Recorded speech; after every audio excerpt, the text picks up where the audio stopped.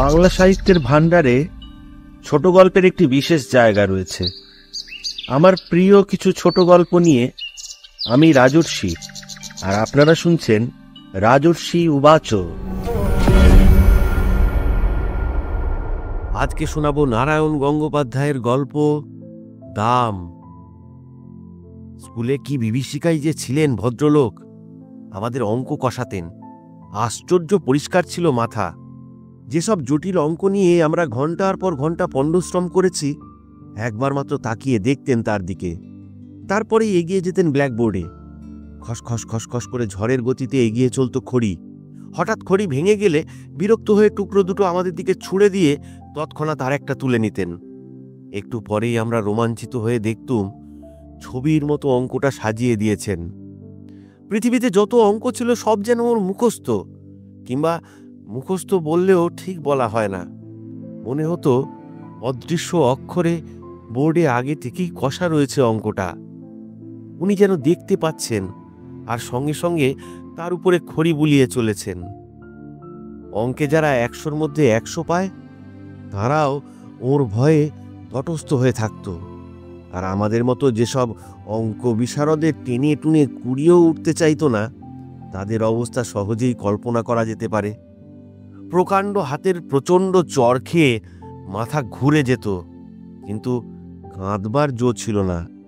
চোখে এক ফোঁটা জল দেখলেই ক্লাস ফাটিয়ে হুঙ্কার ছাড়তেন, পুরুষ মানুষ হয়ে অঙ্ক পারিস নে, তার উপরে কাঁদতে লজ্জা করে না?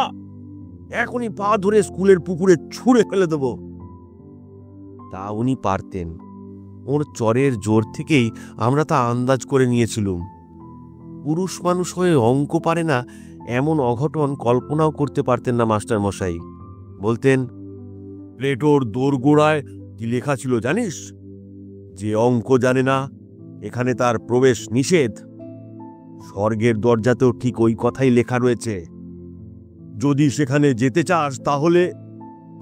এই স্বর্গের খবরটা মাস্টারমশাই কোত্থেকে জোগাড় করলেন তিনিই জানেন। প্লেটো কে, তার দরজা দিয়ে ঢুকতে না পারলে কি ক্ষতি হবে, এ নিয়ে আমরা কোনো দিন মাথা ঘামাইনি।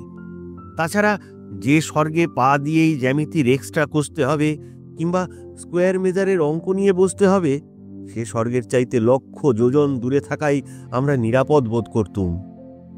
ম্যাট্রিকুলেশনের গণ্ডি পার হয়ে অঙ্কের হাত থেকে রেহাই পেলুম, মাস্টারমশাইয়ের হাত থেকেও। কিন্তু অঙ্কের সেই বিভীষিকা মন থেকে গেল না।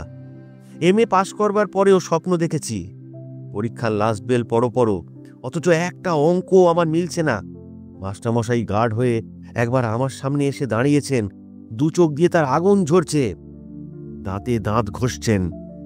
মাথার উপর ঘুরন্ত পাখা সত্ত্বেও ঘেমে নিয়ে আমি জেগে উঠেছি। মৃদু নীল আলোয় দেখেছি চেনা ঘরটাকে। চোখে পড়েছে সামনে আমার পড়ার টেবিল, আমার বইপত্রের স্তূপ।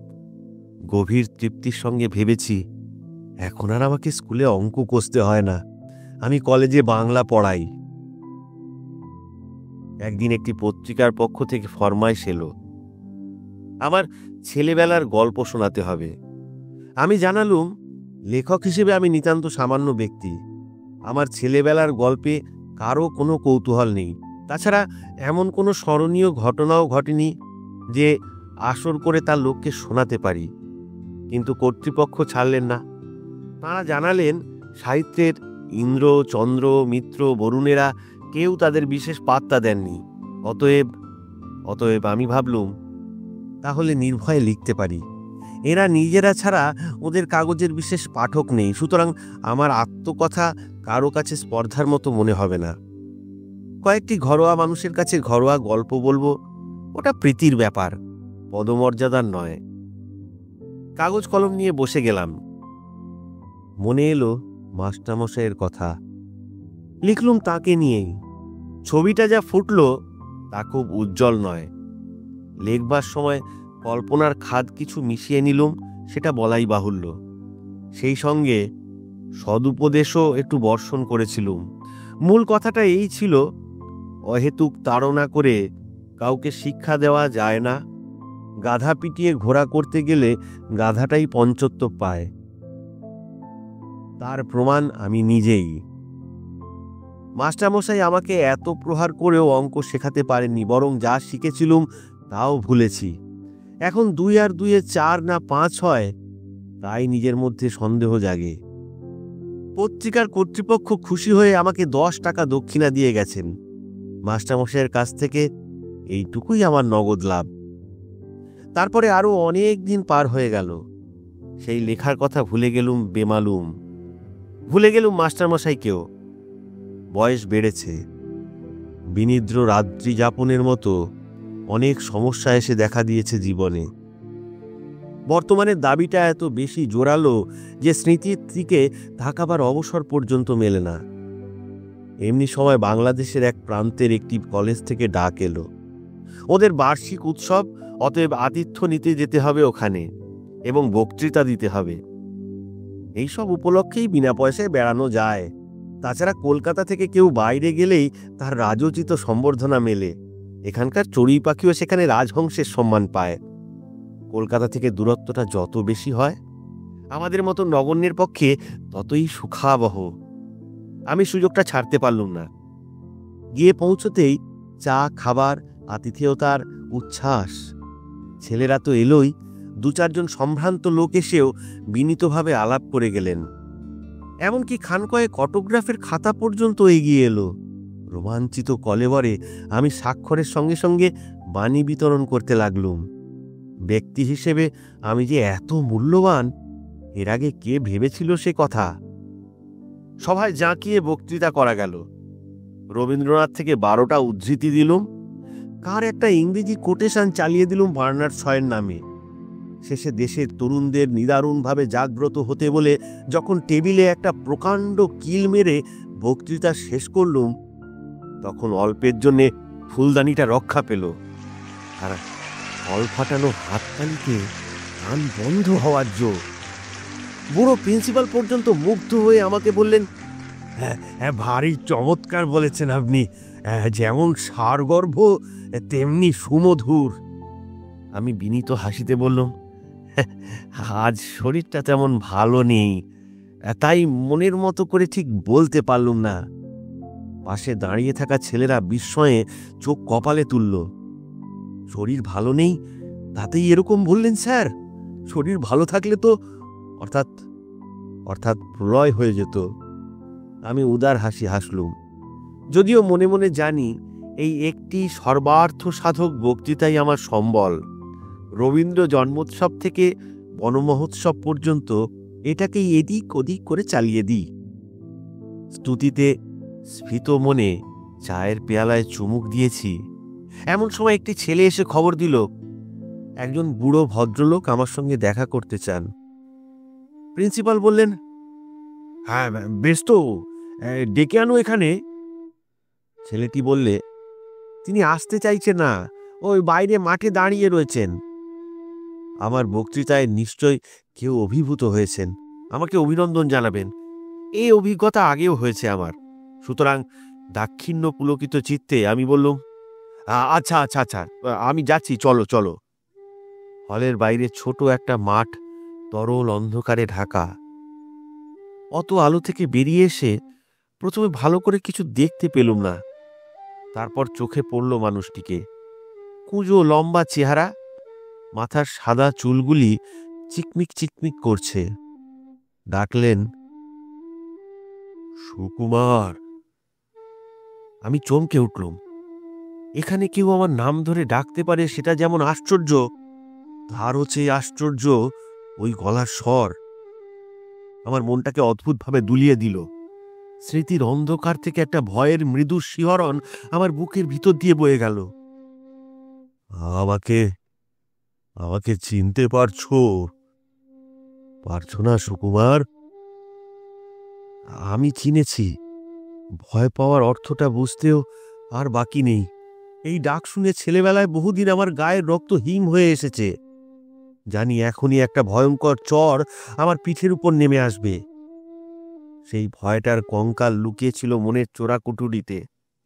ওই স্বর বিদ্যুতের আলোর মতো তাকে উদ্ভাসিত করে তুলেছে। আমার মাথা তখনই ওর পায়ে নেমে এলো। মাস্টারমশাই, আপনি? মাস্টারমশাই বললেন, বেঁচে থাকো বাবা, যশস্বী হও। রিটায়ার করার পর এখানে এসেই মাথা গুঁজেছি, বাড়ি থেকে খুব একটা বেরোই না। আজ আজ তুমি বক্তৃতা করবে শুনে ছুটে এসেছি। ও ভালো বলেছ সুকুমার, আমি খুব খুশি হয়েছি। কিন্তু কিন্তু আমি খুশি হতে পারলুম না। বিজ্ঞানের ছাত্র ছিলেন মাস্টার মশাই, বুদ্ধিতে ছুরির ফলার মতো ঝকঝক করত চোখ। আজ আমার বক্তৃতার ফাঁপা ফানুস দিয়ে যদি ওকে ভোলাতে পেরে থাকি, তাহলে সেটা আমার কৃতিত্ব নয়, ওর মনেরও বয়স বেড়েছে বলে। অপরাধীর মতো চেয়ে রইলুম। মাস্টারমশাই বললেন, তোমরাই তো আমাদের গর্ব, আমাদের পরিচয়। কিছুই তো দিতে পারিনি, খালি শাসন করেছি, পীড়ন করেছি। বলতে বলতে জামার পকেট থেকে বের করলেন শতচ্ছিন্ন একটা জীর্ণ পত্রিকা। একদিন আমার ছেলে এইটি আমাকে এনে দেখালো। ওরে, আনন্দে আমার চোখে জল এলো। কতকাল হয়ে গেল, তবু সুকুমার আমায় মনে রেখেছে, আমাকে নিয়ে গল্প লিখেছে। সকলকে এই লেখা আমি দেখাই, জানো, বলি দেখো, আমার ছাত্র আমাকে অমর করে দিয়েছে। মুহূর্তে আমার জিভ শুকিয়ে গেল।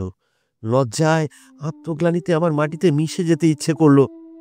একটা কিছু বলতে চেষ্টা করলুম, কিন্তু মুখ ফুটে কথা বেরোলো না। মাস্টারমশাইয়ের গলা ধরে এসেছিল। একটু চুপ করে থেকে বললেন, কি যে আমার আনন্দ হয়েছে সুকুমার, কি বলবো। তোমার এই লেখাটা সব সময় আমার সঙ্গে থাকে। দু একজন বলে, যেমন ধরে ধরে মারতেন তেমনি বেশ শুনিয়ে দিয়েছে আপনাকে। আমি বলি, শোনাবে কেন, কত শ্রদ্ধা নিয়ে লিখেছে। আর সত্যিই তো, অন্যায় যদি করেই থাকি, ওরা ছাত্র, ওরা সন্তান, বড় হলে সে অন্যায় আমার শুধরে দেবে বই কি। জানো সুকুমার, আনন্দে তোমাকে আমি একটা চিঠিও লিখেছিলুম, কিন্তু পাঠাতে সাহস হয়নি। তোমরা এখন বড় হয়ে গেছ, এখন আর। বলতে পারলেন না। আবছা আলোটায় এখন অভ্যস্ত হয়ে উঠেছিলুম। দেখলুম মাস্টারমশাইয়ের চোখ দিয়ে জল পড়ছে। মনে হলো স্নেহ, মমতা, ক্ষমার এক মহা সমুদ্রের ধারে এসে দাঁড়িয়েছি। সেই স্নেহ কোটি মণি মাণিক্য দিয়ে যার পরিমাপ হয় না, সেই মমতা যার দাম সংসারের সব ঐশ্বর্যের চাইতে বেশি, সেই ক্ষমা কুবেরের ভাণ্ডারকে ধরে দিয়েও যা পাওয়া যায় না। আমি তাকে 10 টাকায় বিক্রি করেছিলুম। এ অপরাধ আমি বইব কি করে? এই লজ্জা আমি কোথায় রাখব?